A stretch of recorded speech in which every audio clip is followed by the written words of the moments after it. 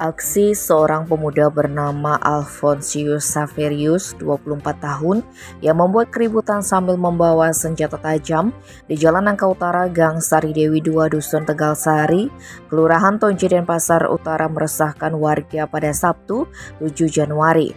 Alhasil pemuda ini langsung diringkus oleh Polsek Denut.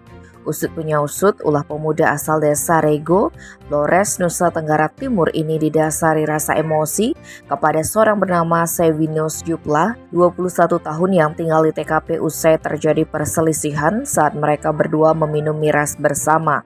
Kasihumas Polresta Denpasar AKP Ketut Sukadi menerangkan, kejadian ini dilaporkan ke Polsek Denut oleh Kepala Dusun Tegal Sari 1, Inyoman Sudarme, 42 tahun, sekitar pukul 23 WITA. Sudarme yang mengecek ke TKP mendapati Alphonsius memegang pisau sambil teriak-teriak. Tak berselang lama, tim opsional Polsek Denut tiba di lokasi tersebut mengamankan pelaku beserta barang bukti pisau. Saat diinterogasi, Alphonsius mengakui membawa pisau untuk menantang Juplah berduel. Sebab dirinya dibuat sakit hati setelah dituduh menggelapkan uang patungan untuk membeli miras. Pelaku juga mengaku diusir dari kos oleh Juplah dan merasa dipukul. Kini pemuda Flores itu diamankan di Mapolsek Denut untuk proses lebih lanjut sesuai dengan hukum yang berlaku.